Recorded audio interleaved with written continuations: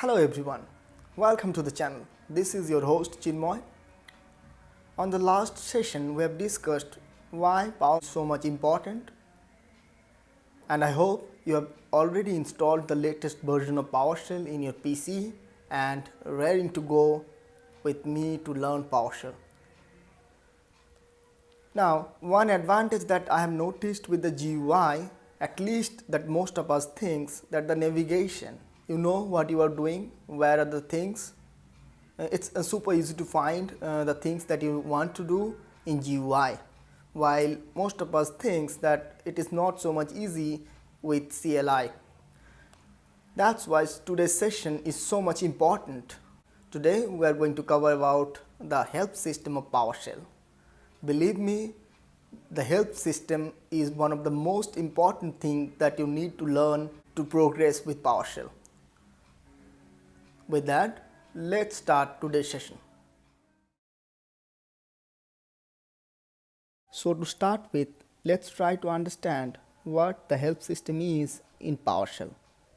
With PowerShell, Microsoft has provided us with all the information that is needed to work in the PowerShell, and it is inbuilt with the PowerShell.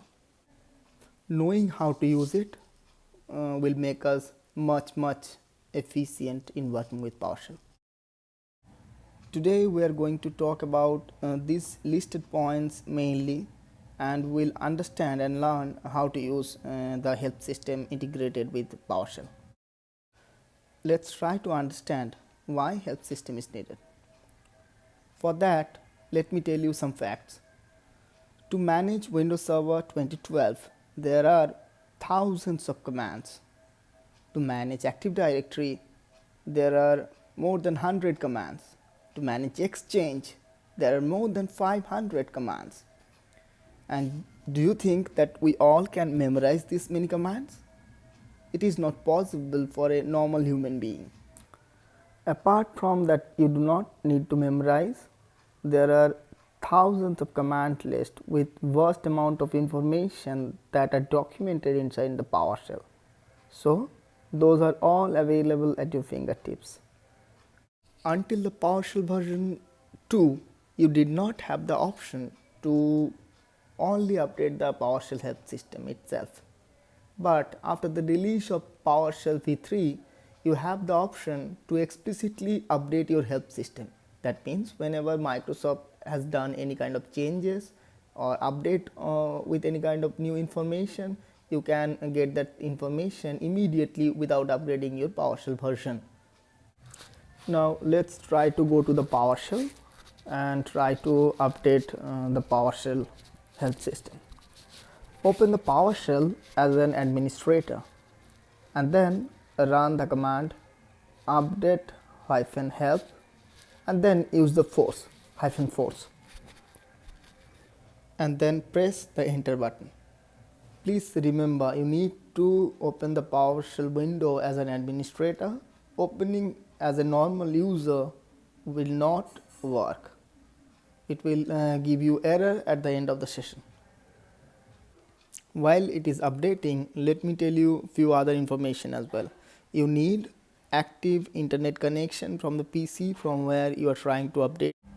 If you do not have open internet connection from the PC or the server where you are trying to update the PowerShell help system, then there is a separate option that you download the package separately and install it also separately. It's taking few minutes for me to update the help system, and I hope it will be for you as well. So just wait and see the update happening. So now the process has been completed and we have the up-to-date version of help system in our PowerShell. Now we will try to learn how to find commands using this help system, as well as we will try to understand the syntax that is used inside the PowerShell. Now we will try to learn how to use PowerShell to get all the information from itself. So the command is get help. With get help, you can retrieve all the information of any PowerShell command. You can get the similar information with the use of help only. Also, you can get the same result with the use of only the command man. It's up to you which command to use. So basically what we have learned till now is how to retrieve information for a command. But what if we do not remember the command itself? Let's try to fetch all the commands that are available for process. And the command is get-help, and then you use the asterisk marks, and inside that type process. It will show you all the commands available with the word process. Now see the fun. I want the information about process, but the command should start with G. Let's see what it returns. Here you go. You have the two commands starting with G, which has process inside it. Now get help only will not give you the full information of any command. It will give you some information, but if you need full information or detailed information, that you need to type detailed. Here you will get all the detailed information of any command.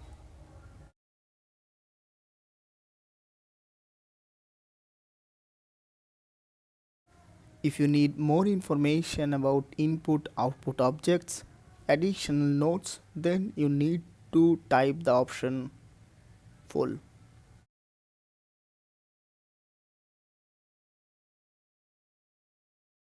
If you only need to see the examples of any specific command, then you can use the option examples. However, please note on the earlier two options as well, on detailed and full, you could see the examples, but if you need to see only the examples, you can use this command. Now what if you do not have updated version of help on your PowerShell, but you need to see the latest information available on the command? Then you have the option to choose online. Then the PowerShell console itself will take you to the a browser and will give you all the latest information.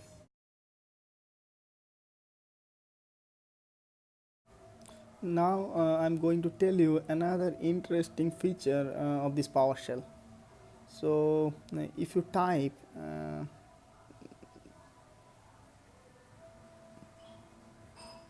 the option as show window, then the information about that command will pop up inside a window. So you can just place the window wherever you want, and you can see all the details there, and you can also work in the PowerShell console. If you have double screen, that will be very much helpful. If single screen, that will also be helpful with this command.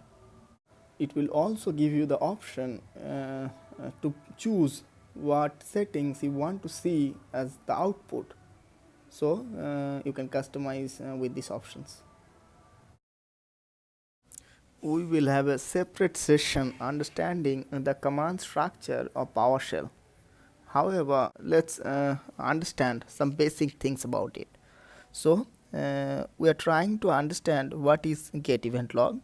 If you look into the syntax, then after get event log you will see -log name inside the square bracket. So you can see inside those square brackets there is something here that is -log name. What this means that this is optional. You can provide that log name, or if you choose, or you may not. Then there is another type of square bracket where there is nothing in between. If you see little bit right side, the square brackets but nothing in between. That means you can provide multiple values separated by semicolon. So for example, you want event log from 2 or 3 servers, so you can provide 2 or 3 server names separated by a semicolon inside those square brackets. So it will support multiple inputs at the same time. Now we will see the get event log command and we'll try to extract the data of it. Here we are trying to get the latest 5 system logs from the event log. What if I try to find out the latest 5 error messages from the system logs? The command will be like this.